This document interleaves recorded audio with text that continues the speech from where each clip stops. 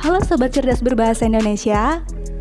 Pada video kali ini, saya akan memaparkan materi yang berkaitan dengan pembelajaran bahasa Indonesia untuk kelas 11 di jenjang SMA, yaitu tentang analisis kebahasaan dan mendemonstrasikan drama. Nantinya, setelah menerima paparan materi ini, diharapkan kamu dapat menganalisis kebahasaan yang terdapat dalam sebuah teks drama dan kamu dapat memerankan atau mendemonstrasikan suatu lakon yang terdapat dalam suatu drama. Mari kita simak paparan materinya sebagai berikut.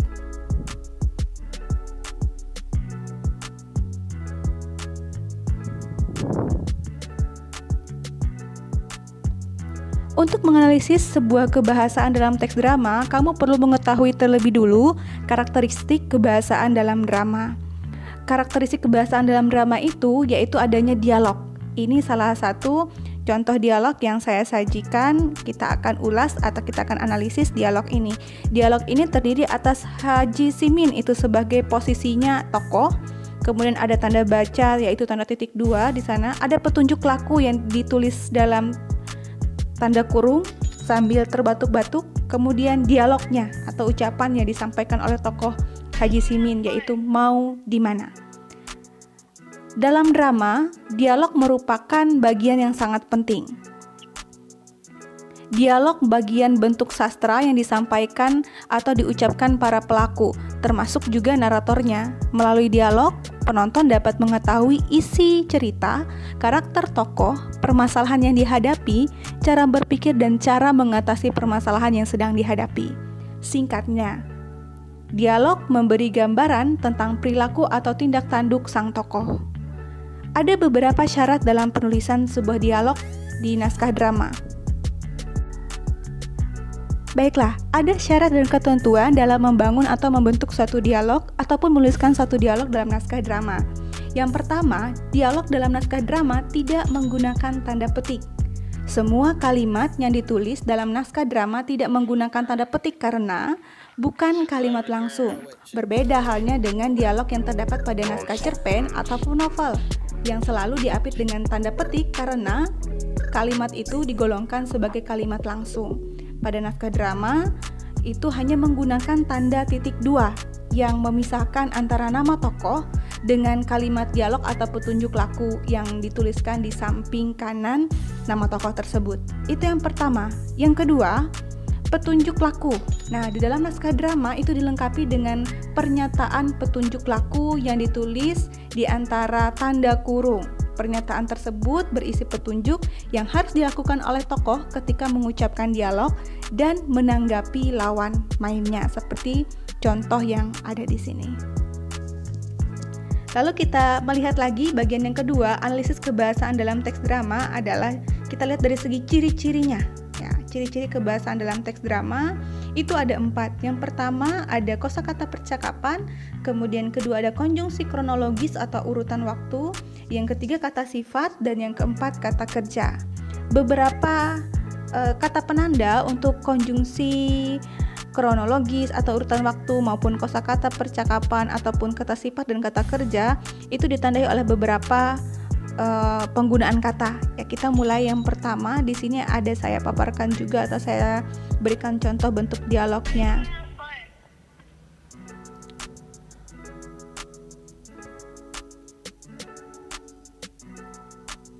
Untuk kosakata percakapan kita bisa melihat ya, dalam kosakata percakapan misalkan ada kata oh, ya, aduh, si, dong.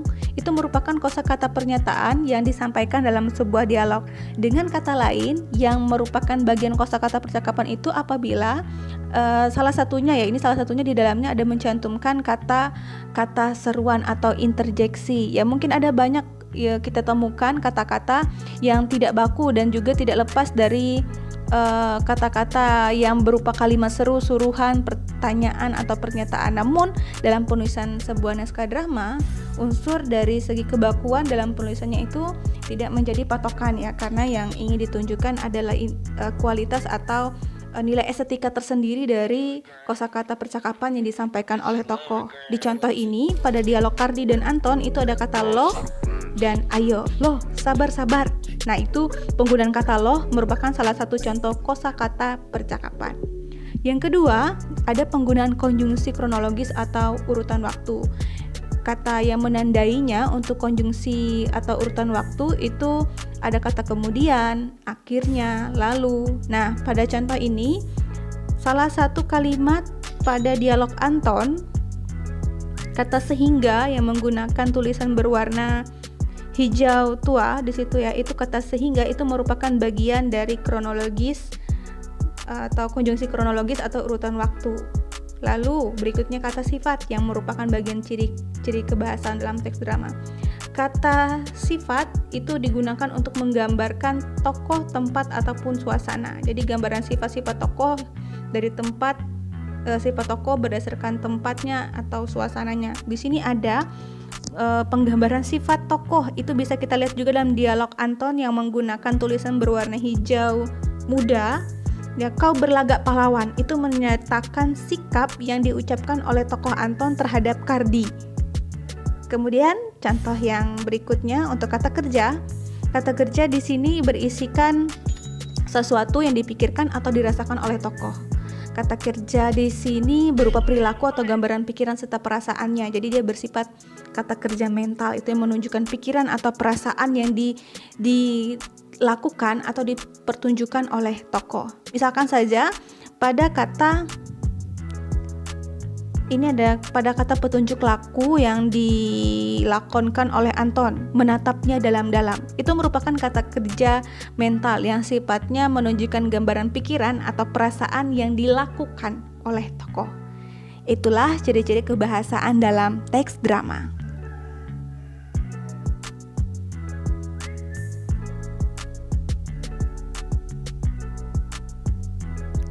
Selanjutnya, kita akan bersama-sama mengulas tentang mendemonstrasikan naskah drama.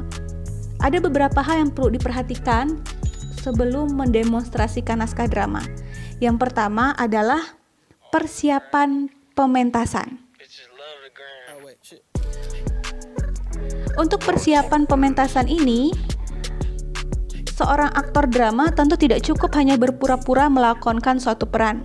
Ia harus melakukan persiapan yang baik agar benar-benar dapat menghayati peran itu dengan baik juga. Penampilan, pikiran, perasaan, dan wataknya pun harus berubah sementara menjadi penampilan, pikiran, perasaan, dan watak yang berbeda dengan kehidupan biasanya. Jadi dia merubah sikap tindak tanduknya menyesuaikan dengan tokoh yang ia lakonkan. Berikut ini ada 2 persiapan yang perlu dilakukan agar dapat menghayati sebuah peran dengan sempurna. Yang pertama adalah menelaah peran. Menelaah peran ini berarti mendata atau memperinci bagaimana gambaran watak tokoh yang akan kita pikirkan. Berapa umurnya, bagaimana kondisi fisiknya, bagaimana kecerdasan pemikirannya, bagaimana juga kedudukannya di dalam lingkungan. Seorang aktor yang akan memainkan peran tokoh nasional misalnya, ia dapat mencari bahan dari buku sejarah atau mewawancarai keluarga dari aktor tersebut, atau juga bisa bertanya kepada teman, tetangga, atau orang-orang tertentu yang dirasa mengetahui atau memiliki informasi yang cukup terhadap tokoh yang akan ia lakonkan.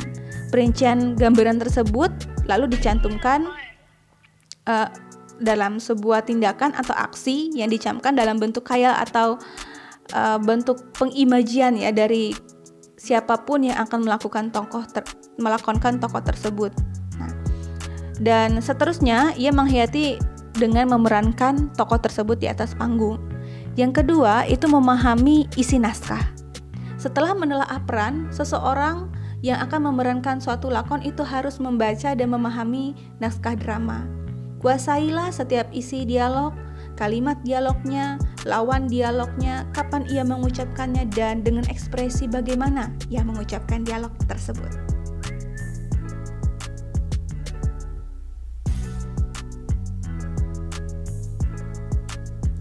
Nah, berikutnya, setelah melakukan persiapan, yang harus dilakukan berikutnya adalah berlatih mengekspresikan dialog tokoh.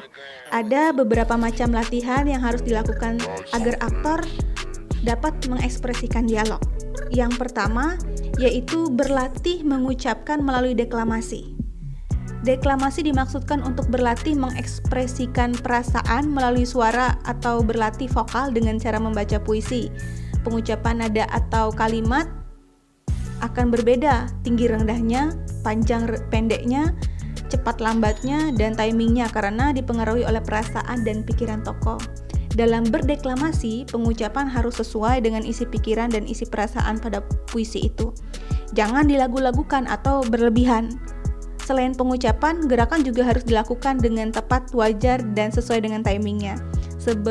Belum tentu ya, asal ada kata mentari, kemudian tangan langsung diangkat ke atas, lalu muka kita pun mengarah ke atas. Jadi gerakan pun harus sesuai dengan isi pikiran dan perasaan, tidak bergerak berdasarkan isi kata. Selanjutnya, yang kedua yang bisa dilakukan untuk berlatih ekspresi dialog tokoh yaitu berlatih mendengar dan menanggapi. Berlatih mendengar dan menanggapi ini setiap hari kita sering melakukan kegiatan mendengar.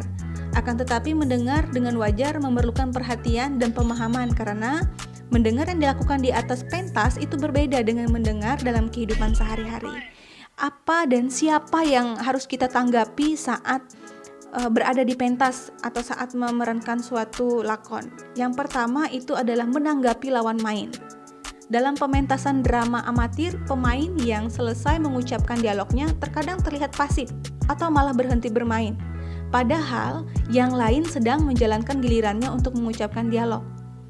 Pemandangan seperti ini memberi kesan bahwa mereka main sendiri-sendiri. Seharusnya setiap pemain harus saling menanggapi dengan cara misalkan menggaruk atau raut muka yang menatap atau gerakan yang wajar, tidak berlebihan. Jadi bukan setelah selesai dialog kemudian tidak konsistensi berada di atas panggung itu sehingga misalkan dialogku sudah selesai berarti aku sudah santai. Jadi tidak ada ekspresi apapun meskipun tidak ada dialog berikutnya, tapi kamu tetap harus menunjukkan ekspresi setidaknya sehingga kamu bisa menanggapi lawan main di atas pentas. Yang kedua yaitu menanggapi suasana adegan. Suasana adegan itu berhubungan dengan cerita lakon. Seorang aktor harus pandai menyesuaikan diri dengan suasana adegan.